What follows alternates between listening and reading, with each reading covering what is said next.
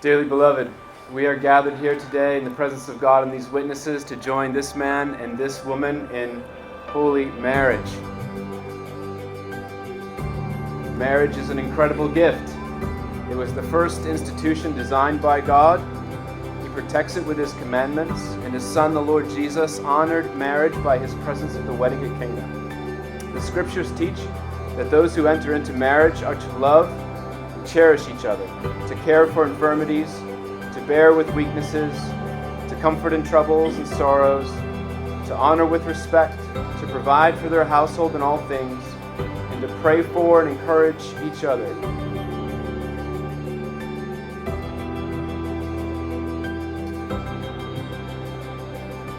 Jordan, I am so glad you took a chance and asked me on a date again.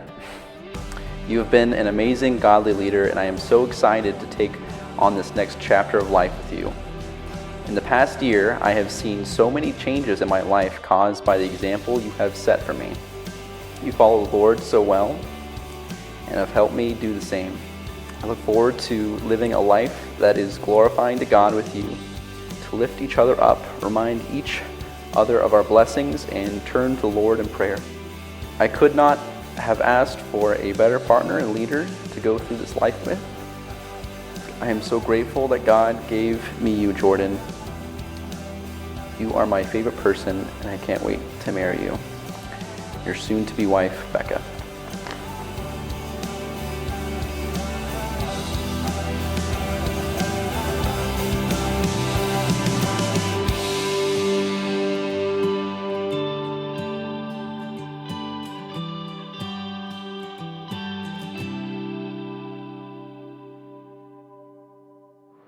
It's very difficult to find a blank greeting card. You are the answer to my prayers and a true blessing in my life. It is nothing short of God's providence that we are here today. If someone would have told my third grade self that I would be marrying Becca with the cornrows and the interesting fashion choices, I would have thought it was too good to be true. You are an amazing woman. Your love, patience, and kindness for others truly impresses me. You have this selfless attitude, strong work ethic, and wisdom that points to the excellent wife described in the later half of Proverbs 31. I am so excited to be your husband, and I'm now counting the minutes until we say I do. I know we work better as a team than apart. I am looking forward to our marriage, not only strengthening our bond with God, but also being a reflection of the relationship between Christ and His church. I love you, Becca. Almost forever yours, Jordan.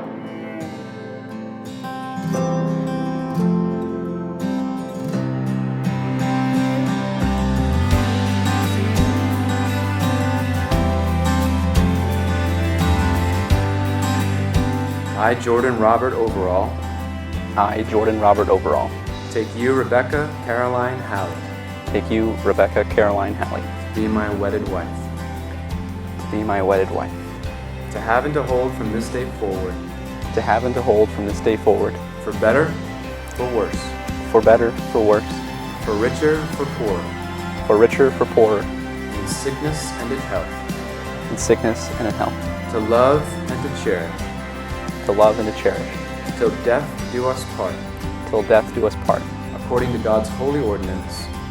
According to God's holy ordinance, I give you my solemn vow.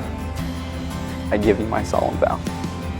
I, Rebecca Caroline Halley, I, Rebecca Caroline Halley, take you, Jordan Robert Overall, take you, Jordan Robert Overall, to be my wedded husband, to be my wedded husband, to have and to hold from this day forward, to have and to hold from this day forward, for better, for worse, for better, for worse, for richer, for poorer, for richer, for poorer, in sickness and in health, in sickness and in health, to love and to cherish, to love and to cherish, till death do us part, till death do us part. according to God's holy ordinance. According to God's holy ordinance, I give you my solemn vow. I give you my solemn vow.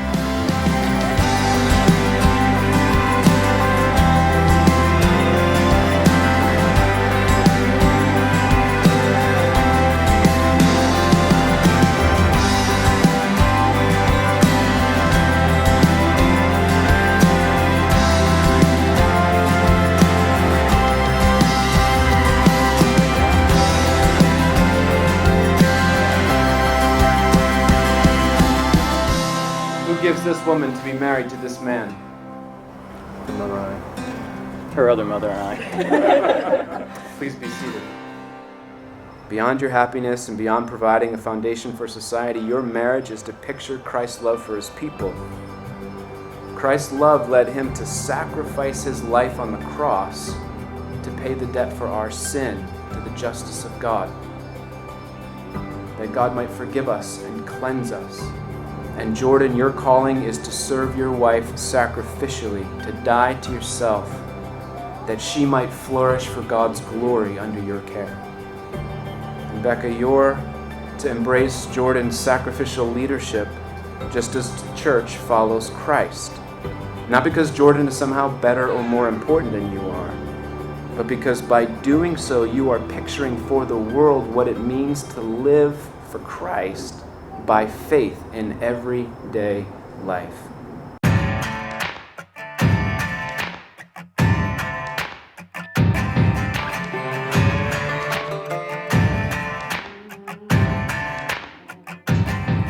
Inasmuch as you have proclaimed your love for each other and have made these covenantal vows before God, by his grace given to me as a minister of the gospel of Jesus Christ, I now pronounce you man and wife. What God has joined together, let no one put asunder. You may kiss your bride.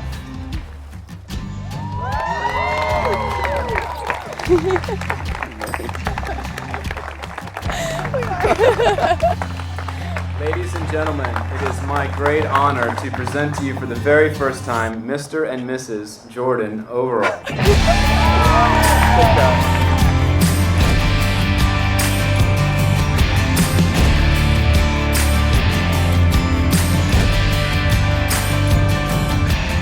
If you ask my mother, she would say she always knew from the moment she saw those two together that they were going to get married. Somehow it was going to happen. For me, it was a little bit different. It took me a little bit longer.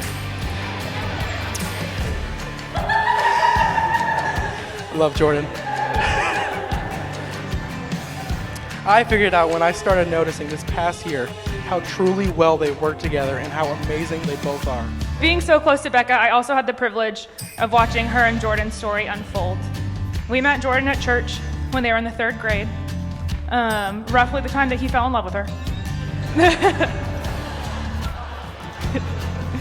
And growing up in the same church, I was blessed with the entertainment of watching as he would do literally anything if it meant that he was getting attention from Rebecca. I've been told that I'm not allowed to embarrass him today in this, so I can't go into specifics or details, but anything.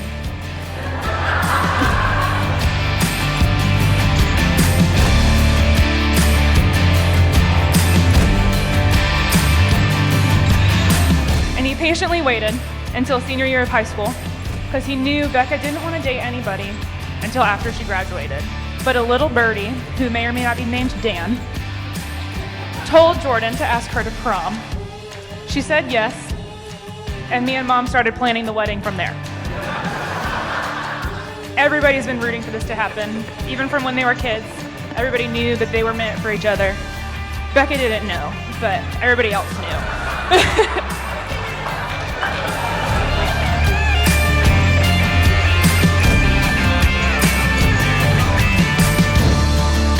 So they went to prom, and Becca came home and said, I don't want to disappoint you guys, but you need to let it go. That relationship is not going to be a thing. Spoiler alert, we didn't let it go. Now, I've never been married myself, so I'm not the best when it comes to advice, so I'm going to leave that up to the Bible, which I trust very much. Love is patient and kind. Love does not envy or boast. It is not arrogant or rude. It does not insist on its own way. It is not irritable or resentful. It does not rejoice at wrongdoing, but rejoices with truth. Love bears all things, believes all things, hopes all things, endures all things. All right, if you guys will raise your glasses. I'm totally stealing this from my dad. The 3 most important things: faith,